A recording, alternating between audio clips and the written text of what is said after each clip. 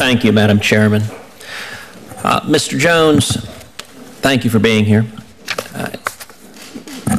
You are a currently sitting United States Attorney.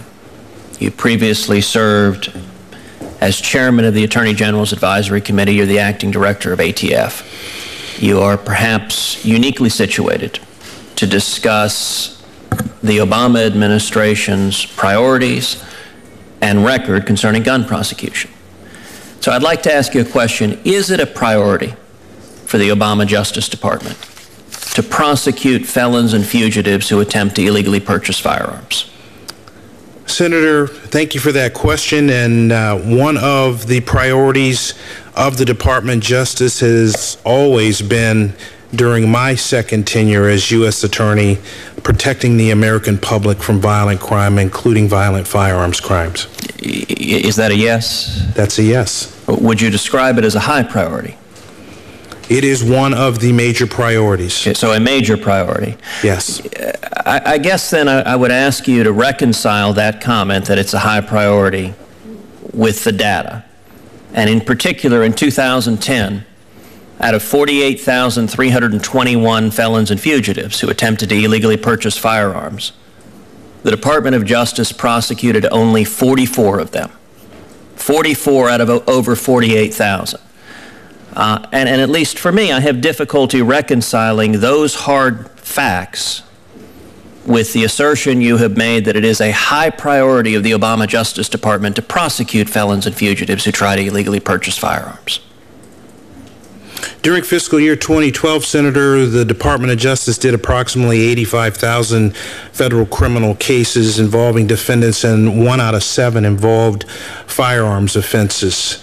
The NICS check does generate hits of people who are potentially prohibited, and you are correct in that the number of folks who are prosecuted federally for what has been coined lying and trying is a small number, but the number does not tell the story about what the department has done with armed career criminals. With respect, sir, my question wasn't about armed career criminals. My question was whether it was a priority to prosecute felons and fugitives who try to illegally buy firearms. Now, this data focuses exactly on that. That's why I wanted, you could have said, no, it's not a priority, and I would suggest the data demonstrate it is not a priority of the Obama Justice Department to prosecute felons and fugitives.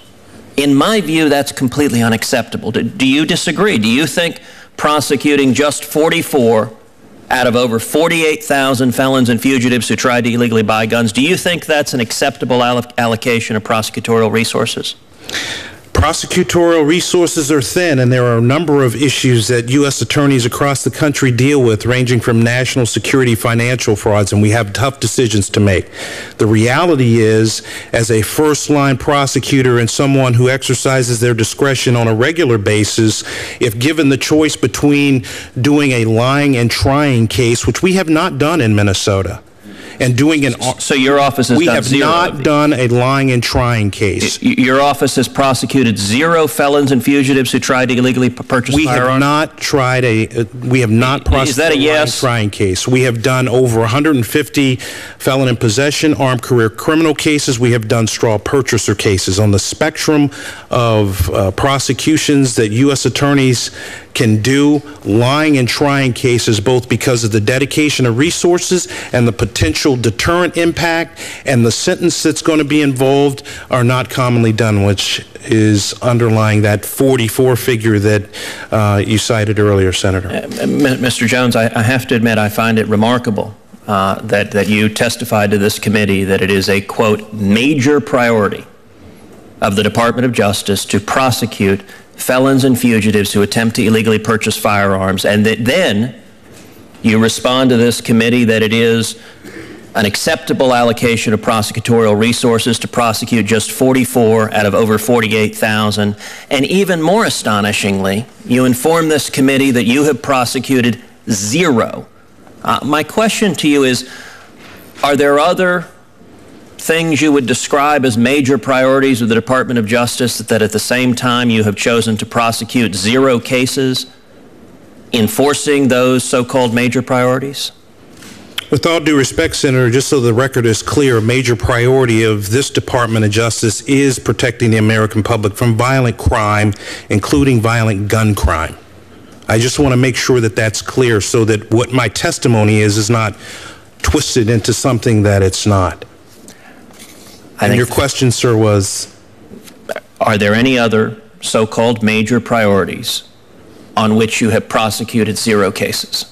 We've made hard decisions with our resources. Priority number 1 is national security. In Minnesota, we have made major efforts on that front with Al-Shabaab. We have made major efforts on protecting our community from violent crime, including gun crime. We have made major efforts protecting the safety of people's nest eggs and financial fraud. And so we have a veritable smorgasbord of decisions that we're making, and all of our work has been consistent with the priorities of this Department of Justice. Mr. Jones, I would note you chose not to answer my question. I just want to have one final question with the Chairman's indulgence, which is that the Cruz legislation that was introduced on the floor of the Senate that received a majority of votes on the Senate, 52 senators, including 9 Democrats. It was the most bipartisan of all of the comprehensive gun legislation introduced. It provided funding for prosecuting felons and fugitives who attempt to illegally purchase firearms because, in my judgment and in the judgment of a majority of the Senate, it is utterly unacceptable for this Justice Department to refuse to prosecute felons and fugitives who attempt to illegally purchase firearms. In your role as acting director of the ATF or as U.S. Attorney, did you support the Cruz legislation, and do you support that legislation? I am not familiar with the specifics of that legislation, and I'm not in a position to answer the question because I am not familiar with the legislation. Very well. Thank you. Thank you, Senator.